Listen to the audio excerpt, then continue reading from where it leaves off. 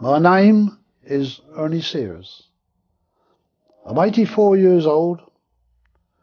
I've led a really interesting life from maybe when I was a young child actually, but certainly from 1960 with my first UFO experience. But since then I've been involved in what I would once have called impossible things.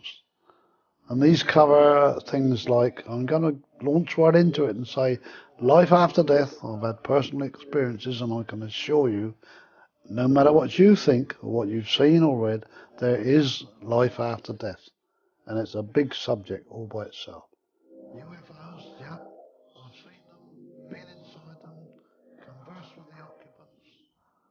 They always send me back with knowledge that I've never had before, but I'm not told I'm going to use it. But sometimes I need that knowledge and I need to speak what I call the truth. My remit is the truth. So that all of you out there can understand a bit more about what we used to call the unseen world. Whatever it is, loosely called the paranormal, of course. You have to also remember or accept, which I do, in a funny way, we are being controlled. We are given all these things up to us to know what to do with them. Certainly that people grasp this. And if they don't grasp it very soon, but as I said, a very interesting life. This is something that's meant to be.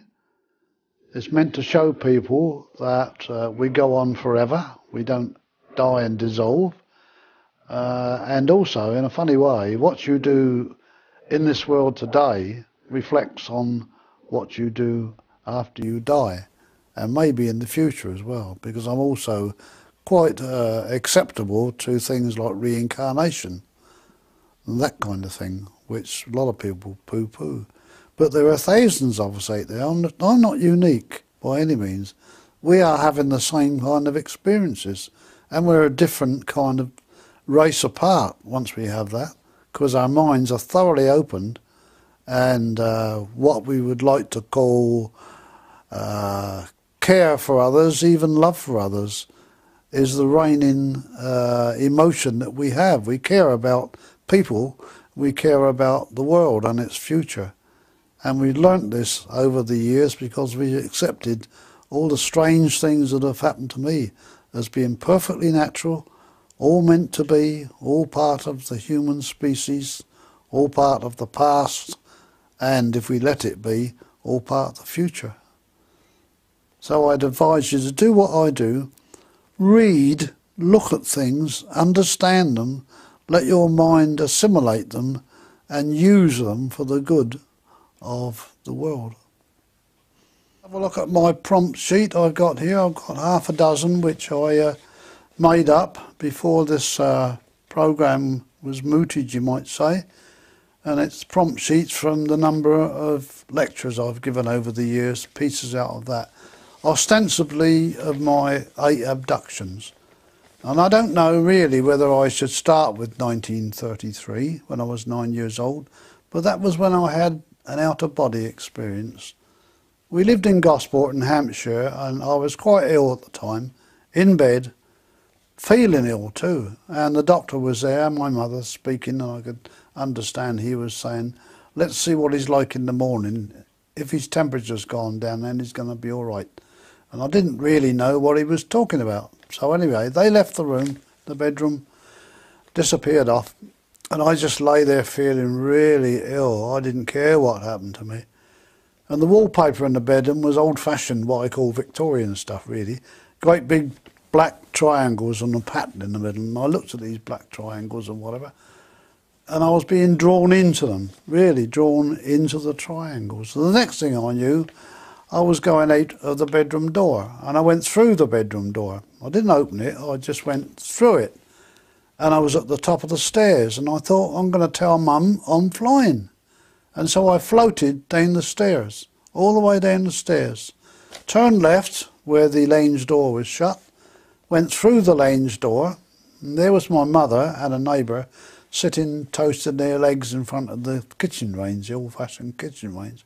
And they yelled out, "Mum, look, I'm flying." And they never turned their heads at all. And I tried again, "Mum, I'm flying." No, and then psst, I was back in bed. The next thing I knew, I woke up in the morning and I felt all right. You know, like, well, okay. When my mother came up to see who I was and felt my head, she said, "Oh yeah, your temperature's down." I said, "Mum, I shouted at you last night because I flew down the stairs and through the door and you never took any notice of me." And she looked at me, and it was many years later when I remembered how frightened she looked when I said that. And many years later I went back to that and said, I've read about even parents and grandparents were abductees in previous generations. She knew what I was talking about. It scared her. So she said, "I think, son, you'll find that if you were meant to fly, God would have given you wings." "Oh, okay, Mum, but I did fly." So, all right, that was it. A couple of weeks later, I was up and about, and I thought, I'm going to prove to my mum that I did fly. And I was upstairs in the bedroom, and I went to the door, and I opened it, and went to the top of the stairs, and I jumped. Well, maybe I hit 2 or 3 steps on the way down. They were really steep stairs. And I finished up with my head crashing against the skirting board in the passage at the bottom, yelling my head off. Mother came rushing out of the lane and said, "What are you doing?" I said, "Well, I thought I could fly, Mum." She said, "I told you you couldn't fly." I said, "Yeah, all right, Mum was always right, you know." That was that episode, out of the way. So what it was, it did show me in years later on, you could levitate and you could go through solid objects. Through my UFO experiences, I was shown that and told that, and I could do that. So that was the first thing. Then I was about 14, and that was in, let me have a look, 1937, yeah? Well, 1937 I was, anyway. And again, I was in bed, and I was asleep. And this gorgeous angel came towards me in the night, drifted towards me, like an angel would do if you knew a bit about angels. Lovely golden wings, drifted towards me, and I was standing up somehow. I wasn't sitting down. And she pressed herself against me and she kissed me. I don't often tell this story, but I'm going to tell it now. I had my first orgasm. I literally exploded. And I thought, oh, wasn't that wonderful? Because I felt all over like an explosion. And again, that was many years later when I re-looked at things and thought how aliens can change what they look like in order not to scare the abductee or the victim or whatever you call them. I didn't tell Mother about that one because I'd had an orgasm. Mum was coming up the stairs in the morning, my pyjamas were wet. I stuffed them under the pillow quick. So that remains a very firm memory. Now down here I've got something I can't quite understand. 1937 again, it says knife. Well, on my left wrist I've got a scar there. It's been there many years. I don't know how it, well, I don't know when it got there. I actually know that I was watching a knife coming towards me that hacked a triangular piece of flesh out of my wrist. And I looked at it and I wasn't feeling any pain wherever I was. And I could see the red and white corpuscles in there. And I looked at it and then all of a sudden it was gone, healed up. And I haven't got any memory of how, why or what apart from that. That comes back later on when there was a coincidence anyway.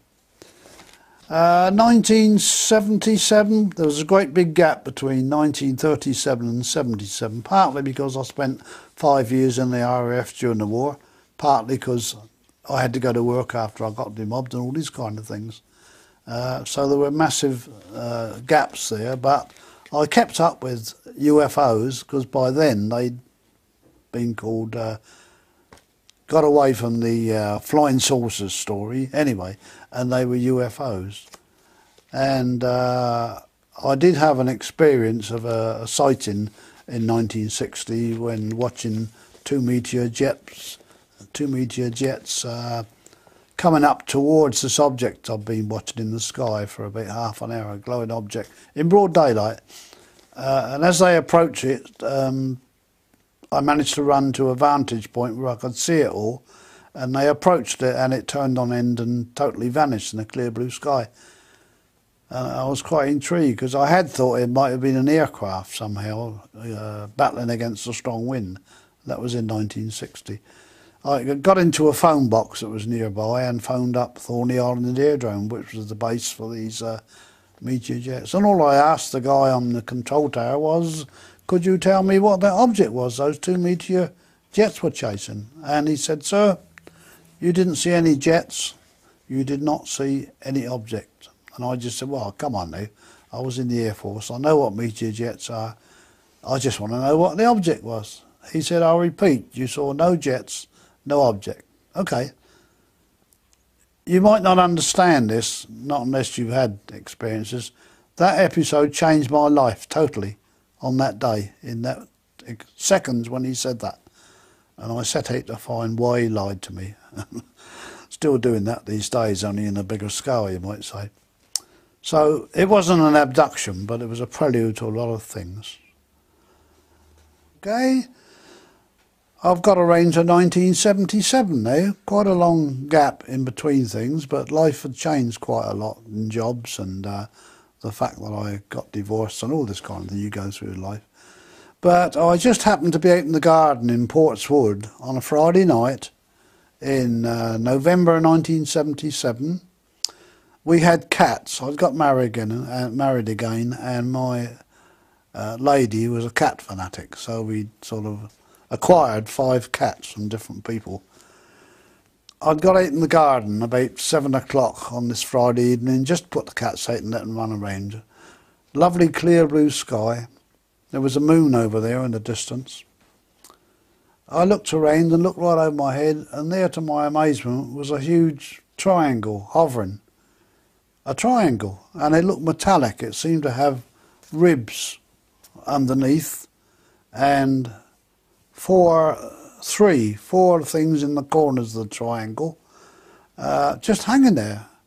And I turned my head and shouted to my wife, quick, hurry up, come and see this. And I turned back and it had totally gone. So I thought I must be going nuts, you know. So I went indoors and I telephoned the police, the local airport, the newspaper. No reports. No one had anything to report or whatever. So I found a very close friend of mine. He was a jazz pianist, something I've been into for years. Very good friend, and he was into UFOs. I phoned him to ask if he'd by chance been out in his garden, because he lived not too far from me. The answer was he was out. He wasn't there. So I thought, oh damn. Frustrating, because I knew I'd seen this thing and it was solid, you know. But where did it go to? Next morning, I phoned him. Monty was his name, by the way. I phoned him again, yeah, and he was there. Monty, I said, you weren't out in your garden about 7 o'clock last night, were you? He said, I know what you're going to say. Yeah, I wasn't in my garden, but three musicians and myself were driving along the M27 at Bursledon. We were going to a music gig in Portsmouth. A radio gig in Portsmouth, playing jazz, you know. And we saw this big triangle up in the sky there, about 7 o'clock, and we were looking at it, and it was moving about the sky in little short bursts of speed. And every time it moved, it left a little trail behind it. After a while, all of us were peering out the windows and going along the motorway. We thought we'd better pull in and have a look at it. It was a bit dangerous doing that like that. So we got out and we all looked at this thing, and it was still there, and all of a sudden it made one last little zip and was gone, disappeared. So they got back in the car and off to the gig. We had a long chat about it afterwards, of course, and I found around the various places the same answers. Even the aerodrome we had then at Hamble reported nothing in the sky over their aerodrome. They had no planes up. Well, this was no plane as I would know it. So that was okay. another sort of fact along the way that was making my mind open more and more. And then after that, we got round to 1978 in January, when there were reports in our local Southern Echo of people being pursued by a large, silent, oval object, black, with lights round the edge. A young couple were featured in the Echo. They'd been followed twice in the New Forest the previous 2 nights, where they'd been to visit their grandparents, I believe. And the woman was quite terrified by it, because this thing kind of hovered over them, and they stopped, and it stayed there and hung in the sky. And then they put their foot down and wanted to get home out the way. And this thing went with them. And it went all the way to where they lived a few miles away. And this had happened 2 nights running, exactly the same procedure.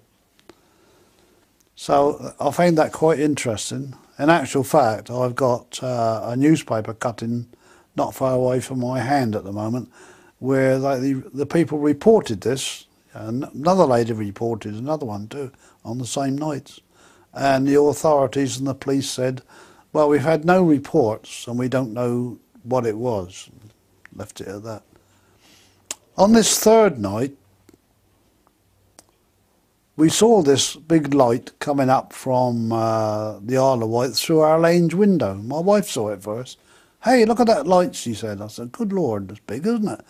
And it was moving very slowly from the Isle of Wight towards our house. And we ran outside and we watched this great big black oval object coming over slower than a cyclist on a bike. And I knew from my RAF experiences and whatever, no plane could do that. It would have fallen out of the sky. Over the head it went, and I looked up at it, and there was no noise, and there was a cabin light in the front, what I thought a big cabin light, and all little lights round the edges. And the lights were blue, green, red. But oddly enough, I got the impression they weren't the same colours as ours. I called them anemic at the time, but anyway, they were there. And this thing just gradually disappeared over my head and my wife's head. I ran indoors and I phoned up one of these couples that had seen this thing on the previous nights, because they were in the paper and I got hold of their phone number. I said, I think I've seen that thing you saw. And the chap said, it's here now. I said, wait a minute, it's here now. It's going round over our garden. I said, it's only just left me. He said, yeah, we got the neighbours out looking at it. He said, and it's just going round, flashing all the lights round the side. And then it disappeared, vanished. So that was really something. On the following night, we saw this light coming over again. Same time, round about somewhere between 6 and 7, coming towards the house. Come on, I said, we're going to go out and have a good look at this thing. I got hold of a pair of binoculars and a camera in the meantime, and we rushed out in the garden, and there it was, silent, huge, just coming over the top. And I looked at it through my binoculars, couldn't see much because the sky was dark at that time, January. So, and this was black, so you could hardly see anything except the lights on the one in the front. No noise except maybe a faint humming that I might have imagined, but not necessarily. We were looking at it and saying, what is it, what is it, my wife and I? And all of a sudden, chung. I laughed at this afterwards because I imagined that a ray had flashed from this thing onto me. And I laughed at it, don't be so stupid, you know. But all of a sudden, I'm in somewhere, metallic, and I'm going by all the planets in the solar system. Mars, the Moon, Jupiter, Saturn. Absolutely gorgeous, just as though I was a tourist laying off the planet and going right round. And then I was on the ground again, all in what seemed to be seconds, and my life had changed again. I felt different. This thing was still there, but it began to move away. And I've never forgotten the feeling I got then. I've only ever come across one person in ufology that felt the same. I was crying. I said, don't go. I want to know you more. You are my brothers. But it didn't make any difference. This thing went slowly, disappeared. Several strange things happened that night. It's as though you got blocks in your memory. And I found out many years later, but it was probably true. They do these sort of things. I never spoke to my wife about it. She never spoke to me. Life went on. Very strange. But a little while after that, I got round to something more dramatic. Well, that was January 1978. A very dramatic experience, but there was more to come. That same year, I was quite friends with a well-known television comedian called Derek Roy. And he rang me one day in the year. He was into UFOs as well. He'd seen them abroad in South Africa, apparently. But whatever it was, he was into that kind of thing. Ernie, he said, I'm dying. And I said, don't be silly, Derek. He was a comedian, you know. You can't be dying. Yes, he said, I've been to the doctors. I've got cancer. And the doctor said to me, eat, drink, and be merry. So he said, I don't think I've got long to go, really. I said, I can't believe this. Anyway, Ernie, I've got to do something about it, because it's not going to cure me what they're doing for me. I've made an appointment with a healer in Southampton. Now, we didn't drive a car that time. Would you run me over to this lady in Sholing, which is another part of Southampton? Yeah, all right, I said. So we made an arrangement, and I drove him over there. And a lovely cottage this lady lived in, very nice old-fashioned cottage. And she came to the door. Oh, hello, she said. Are you Derek's friend? I said, yes, I am. What are you into? I said, what do you mean, what are you into? Have you had any... Are you a healer? I said, no. I don't know anything at all about healing. So she said, oh, you sure? I said, yeah. You must be into something. I'm picking up something from you. UFOs? Ah, she said, UFOs. No wonder, she said. And are you sure you're not a healer? I said, no. Would you like to come in and join in the healing with Derek and myself? She said. Yeah, all right. I said, you know, this experience. So we sat in this nice little room there.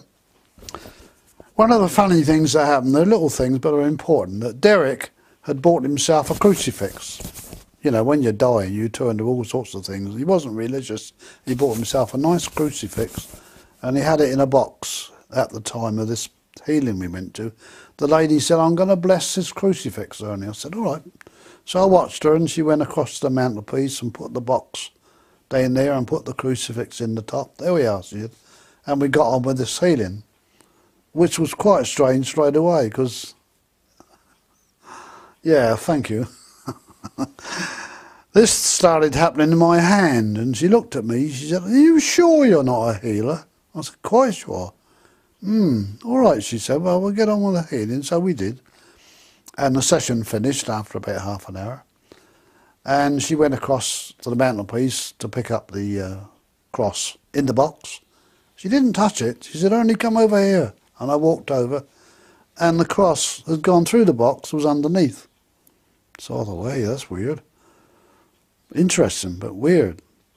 And I went again about 3 times to a session there with Derek and this lady who was called Phyllis.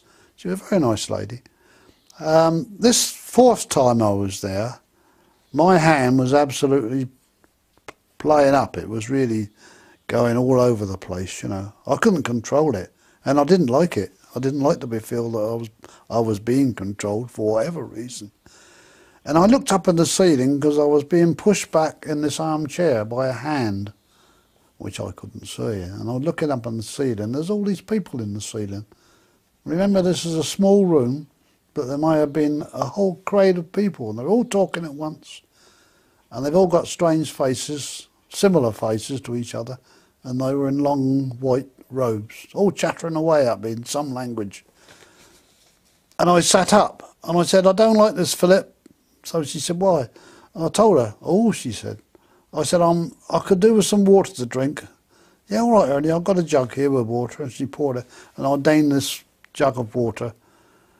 She said, Ernie, I think you're going to become one of us. So I said, oh, I don't know about that.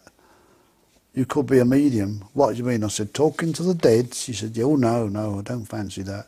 If I'm going to be anything, I quite like the idea of healing, helping people, you know. We talked about it anyway. She, what we'll do, we'll have a special session, she said, with myself and Phyllis and her partner, who was also a healer, and we'll just see what develops, because I still think you could be a medium. I said, well, I don't want to be a medium, whatever.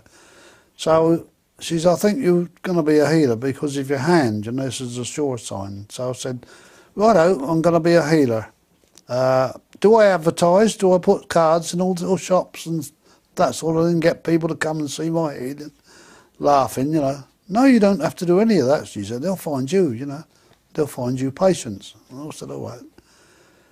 And I drove a car down, as you know, and when I left the place with Derek, this hand on the steering wheel wasn't mine. It was feeling most peculiar, and I wasn't happy about that.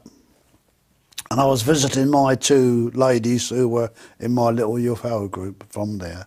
I got there on that same afternoon, and they said, you all right? And I said, why? You're not Ernie. I said, what do you mean you're not Ernie? Your voice is different.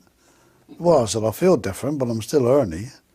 So we sat there talking anyway, and I told her all about this, what was happening. They were quite fascinated by it, these two ladies, because we were all into the paranormal by then, but, you know, it's one of those things. And I was thirsty still, and I asked for a glass of water. They gave me the water, and it shot out my hands and smashed against the fireplace. You know, they were quite startled. I said, don't worry about it. But I rang up Phyllis, because I was a bit perturbed about this. And she said, Ernie, all you've got to do is to say, I am not ready yet, and you'll find that will go away. Really? Is that all I've got to do? I said, yeah. So I sat there feeling a bit strange and saying, I'm not ready yet, please go away. And it did, it died away. My hand stopped vibrating and whatever.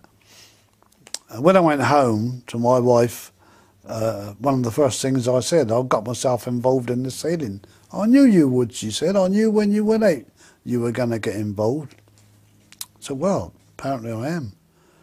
And from then on, people did come to me. The first patient that came to me was a cat, which a lady brought, and it had an abscess on its stomach. And I laid it on my office table, because I was a theatrical agent in those days. I cleared all the table off, laid this cat on the table with its back there, and it looked up at me. Strange, really. I've looked into its eyes and I thought, you know more than I do, you know. Just put my hand on there and the vibrations, and it went. So I said to the lady, let me know how you get on with the cat then, you know. She rang me the next day. She said, I don't know what you've done, she said, but you've healed my cat. She said, the abscess is totally healed. You can come round and do my migraines. So, and it started on from there, healing. I was a healer, you know. I started giving lectures. One was to a back pain association, which was quite intriguing, actually, because I actually held two ladies in front of all these consultants in the hospital, just with a finger like that, and they couldn't understand it. And these people, I've got their affidavits still. They'd had back pains for 35 years, and they're under all sorts of treatment by consultants. It wouldn't go away, but it went away in seconds. And these consultants said to me, you didn't use manipulation. I said, I'm not allowed to. I said, I'm a healer. I'm not like you people, physiotherapists and whatever. So that was how that went on. Anyway, I was a healer. Also, a little bit later than that, that would have been in 1980, I began to have strange dreams. I'd be sitting up in bed of a night time with my wife there asleep. There'd be a big light in the room, in the bedroom, and I was sat up in bed. And the first one was an eye, a large eye that appeared from behind the wardrobe in the far corner of the bedroom. And it came towards me, and it hovered right in front of my nose. And at the time, inwardly, I laughed. I thought, now, are you supposed to be looking at me? Am I looking at you? I never said that. The thoughts ran through my head. But it was there, you know, very strange. And then it went back, disappeared. Next morning I said to my wife, I had a weird dream last night, and I told her, oh yes, it was weird, wasn't it? I said, yeah, there you go. A little bit later, I was in the same place in the bedroom, sitting up in bed, light in the room, which is another point I'm going to come to in a minute. And there were two men Not in the bedroom, but I seemed to be in a church, looking down in the nave. I'll be where the altar was, you know. They were holding a big ball of light between them, really big, and it had gold and blue rays coming out of it, and they were going through felt like every bit of my body, every molecule. And it was a little bit painful, and I just thought, I think I'm dying. So I pinched myself. It didn't go away, it was still there, and I fell back in the bed and slept. The next morning, same thing. I said, I had one of those weird dreams last night. What do you have this time? Told me. Oh yeah, you know, she was quite perturbed by it. But it was some years later when I read about a lady called Betty Andreasson. A lot of people will know about her. She was taken on a journey by aliens to a strange city of crystal buildings and whatever, and she finished up in front of a giant eagle bird of some kind, giant bird. And she was standing in front of this, and it was hot. And it was hot because there were all these blue and gold rays coming out of this bird, going through all the parts of her body. And I thought, gosh, that's what I had. But this was different, you know. And because she was a very religious lady, nothing against that, but she was, she said that she'd been given a contract with God's son.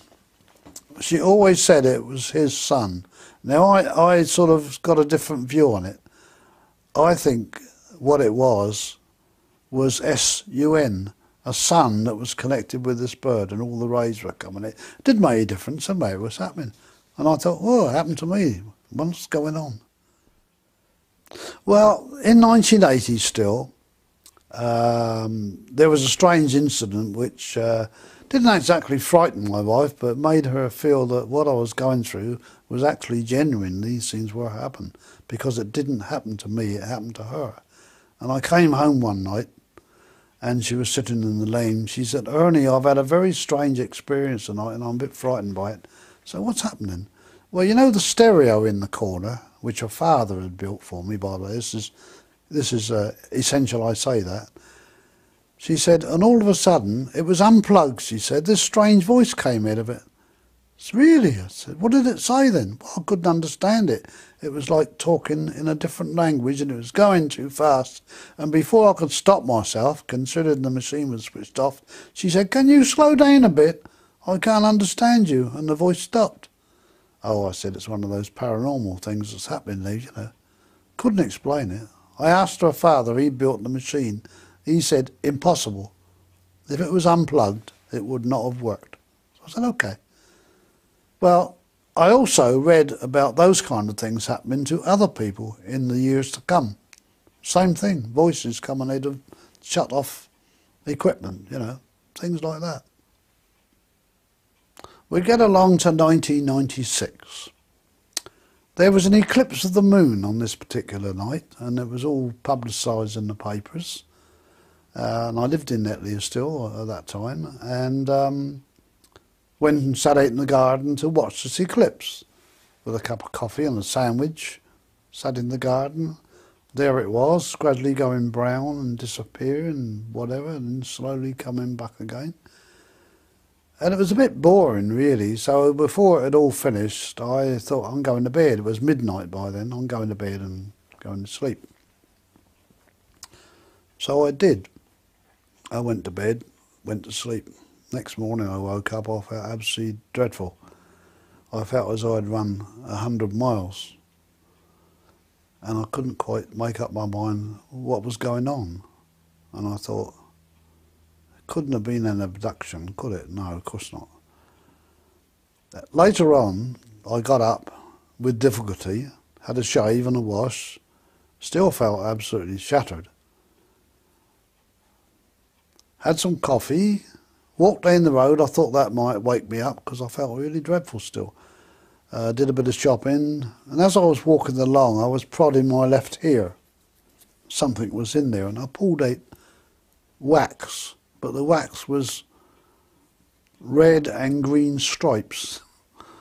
Oh yeah, it's weird, you know. But it stopped. I kept poking away at it. I thought, no, just. as you would do. I came back home and I was still feeling so tired that I thought I'd sit on the settee and just rest with another cup of coffee. I'd got divorced by then, by the way, and so I was on my own at the time. I sat there and I began to feel very, I don't know, not dizzy, but my mind was wandering around, and all of a sudden I got flashbacks in my mind. Little things kept coming in, little pictures. And they explained several experiences I'd had in past years. They explained them so I could understand them. Now, one was when my wife, when we were married in the 70s, we were going out to a place called Romsey in Hampshire. We used to have a habit of driving out into the country on Sundays and have a cream tea and something like that, quite nice. We finished up at a fire station in Romsey. Now, I knew the fire station very well because I had a blind boy I was treating just across the road from there, who incidentally got better suddenly years later, but whatever.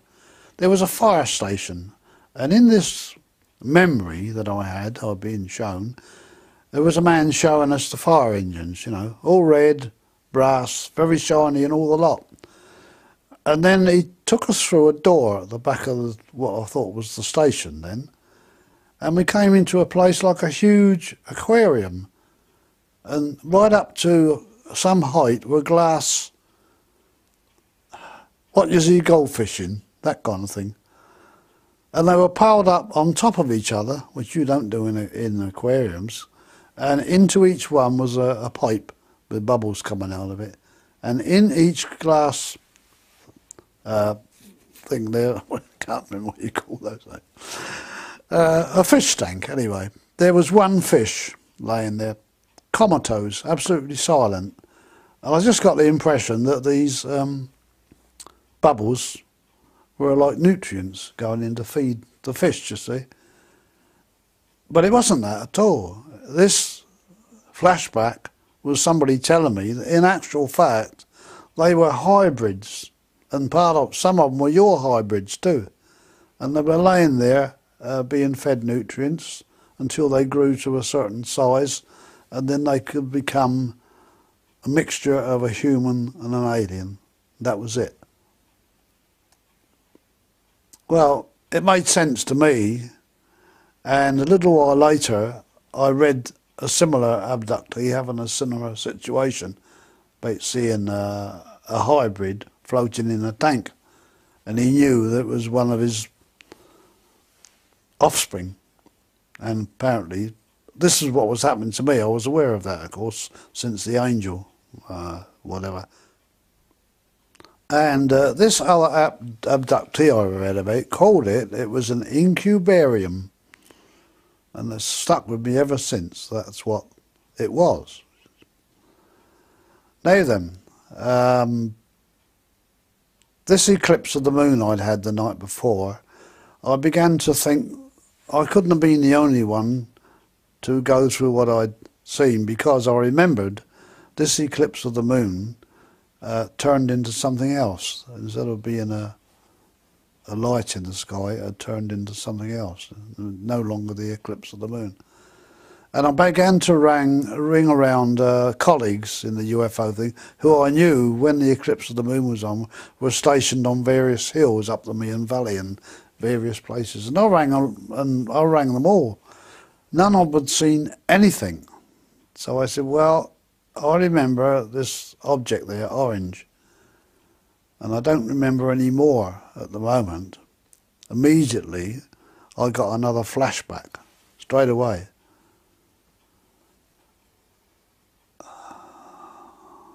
Yeah, all right, yeah. I was in a room. There was a long window there, and there was a table laying there in between me and the window. And all around me were maybe 4 or 5 very small creatures, humanish, tubby. They were wearing blue uniforms, I believe. They wouldn't have had blue skins, I don't think. And they were jostling me towards the window. And I'm sitting there sort of reliving this. I don't want to go, I said, you know, jostling me towards the window. Eventually they got me on the table, and looking in the window were two of the most cadaverous features I'd ever seen, looking in at me. When you feel that most aliens are very sharp pointed jaws and big eyes, these were like almost like skeletons, you know, skinny arms and all the lot. And they were at the window, and then I was going through the window up to where in the sky was a triangular object, just hovering there, not very far up. We went in through the bottom of it. Incidentally, this is something that came up afterwards, but they were explained to me that when these aliens took me, there were three of them, and they had one on each side of me, not touching me, just there, and one in front, and I was going up in a kind of a gravity field. We went in through the bottom of this triangle, and I've always said it was like going through jello. It wasn't a door at all, you just went through it, like that. I don't remember any more about that. It just blank. Next minute I was back in my room, and I realised it was my room. This long window was merely the window to my bedroom, and the table in front of it was my dressing table. So that's where I'd been when they took me. That was very plain to me, made plain to me maybe. Then I thought, how am I going to explain this then? It was so real. I began to try and find out if anyone else had seen this object in the sky. No one, no, nothing at all about it, whatever. I rang up the local authorities and said, have you got any reports of that? Amazingly, the next night in my Daily Echo, there's a report by two what they called amateur astronomers. They were about 5 miles away from me at a place called Stubbington in a field. They were watching the eclipse of the moon with a telescope. And all of a sudden, this orange object they'd been watching in the sky turned into a triangle and whizzed towards them and over the top and disappeared. And there was no more about that at all. They'd been to the police, actually, local police reported it, and they said, we haven't had any reports of anything like that. But these two young lads, that's what they'd seen, so that kind of confirmed for me. I wasn't going nuts, I actually had that experience. Right, we're still in 1998. How can I put this? No, I won't put it anyway, I'll just tell you like it was. I had my lady friend over for some healing, because I was still doing the healing then, you know. She was in some trouble with shoulders and arthritis and whatever. She sat in my lounge on the end of the settee like I am here, and I was there sitting next to her, and I gave her healing. It was quite good, you know. And out of the corner of my eye, something was disturbing me, and I sort of looked at the corner of my eye. In the lounge was a huge angel, golden wings, glowing, stood there, so big she would have been impossible to fit in my lounge. I said to my lady, do you see that? She said, what? Never mind, I said, I'll tell you in a minute. And it was still there. And I did the healing, and the healing was extremely intense. It was so intense that, partly to do with this angel thing, I cried, I burst into tears. What are you crying for? I said, that was an absolutely wonderful healing. I said, you're not going to believe this. I told her. She said, really? Well, if you say so. She said, that was it.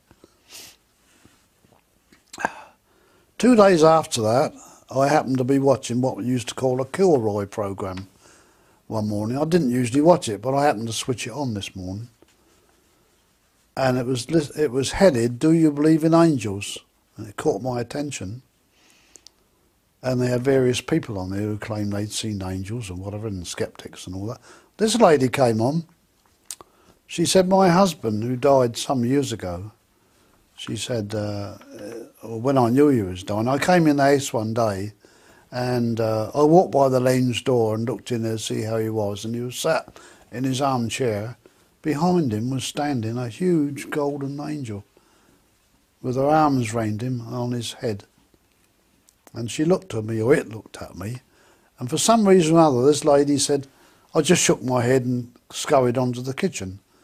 When I got there, I thought, I couldn't have seen an angel, could I? No, she thought. And she went back, and the angel was still there, and it said in its mind, don't worry, come on, give me some help up here, come on. Oh dear. It said something to her that kind of made her consoled, and accepting this angel that was there, that she knew he was going to die, but he was going to go peacefully. And then it went like that. So the coincidence was almost too much, really, but it happened.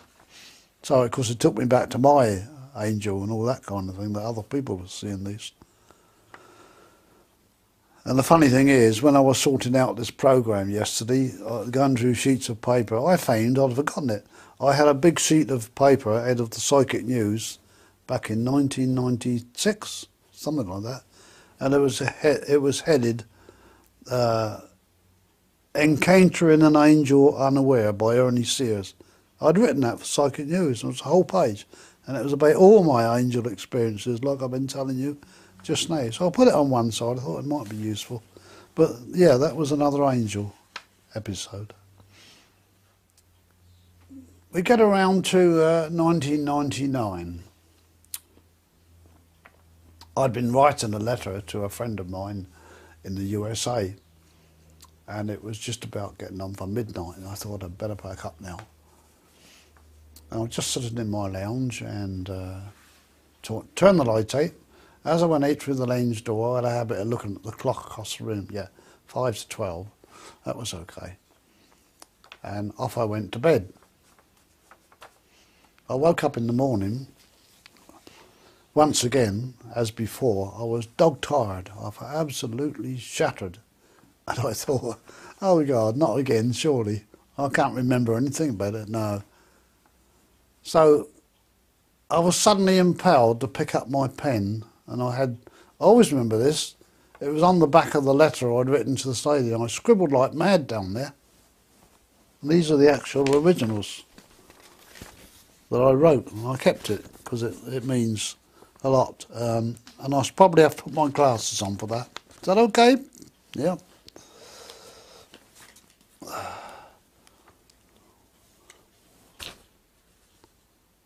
First of all, my lady friend and I used to speak in the mornings, you know, just say, how was your day yesterday, whatever. And this is what I did this particular morning, before I started scribbling, actually. Let me think about that. Yeah, no. I scribbled these pages first, actually, like mad. I'm going to read part of it out to you because some of it is quite personal. It was the 9th of April, 1999. This happened. And I've got 5 to 12 down here. All right. As I wrote it, I was being told this subconsciously. Here comes that big light again, suddenly, out in the garden. Rushed, because always felt it was going before we will see it closer. And they're referring to the 1978 one when this big light came over. They reminded me that had happened. I don't forget it, it was important. Scar, reason no memory of blood, etc., was touched with a rod and closed almost immediately, not before seeing the open cut. Scar has always been almost indistinguishable, hence no one commented on it. You were programmed, as you have recently thought, to forget the encounter. Other scenarios substituted. We will again contact through Jamie, that was a member of the Southampton UFO group, who had lots of abduction experiences and very much other things which you might say were connected with life after death in two persons' presence. I've actually got it on tape, what he said. We all sat looking at each other in amazement. I might tell you about that later on. We will again contact through Jamie, but at some length. You will all recall, referring to the two other people that were listening to Jamie saying what he said. Then they rush on to the interior of this craft that I was in 1978. Not smooth, ribbed. Speak to Steve, read tape. That was a tape we had at the group that disappeared from the tape recorder before I could get it out in the presence of 9 people. Never seen it since. You wish to hear Jamie to see video. This is all, you know, coming at me like mad. We are using Kevin. Oh, he's my healer up in the Watling. Work on your health. Allow us, let all bias go. At night, last night, hence mood today, as hitherto, they're referring to the fact I felt shattered due to where I was the night before. Yes, yes, something. Use your words. These are not alien, so understood. We have to tell you your high state of awareness is due to the internal feeling between you and your loved one. The time is ripe for deeper communications, even contact. We hope to demonstrate on your television spot. Keep your mind aware of this. Shine the light. Back to it again. It is not just something you share with her, it is symbolic. The way will be made easier, although may not appear so at the time. You are bonded. That is our way, our word. Continue. The contact is fading. We will communicate again or visit. Did not Stryber call us the visitors? We are such, not permanent. Planet too violent. The planet lives, so it is affected. You rape it, it rebels. You breed brutality, kill spirituality. Soon we may help. Many are ready. You are losing the link. Go now. Keep the pen by you. Gizmo is attuned to you. It is aware. That was my little chinchilla at the time.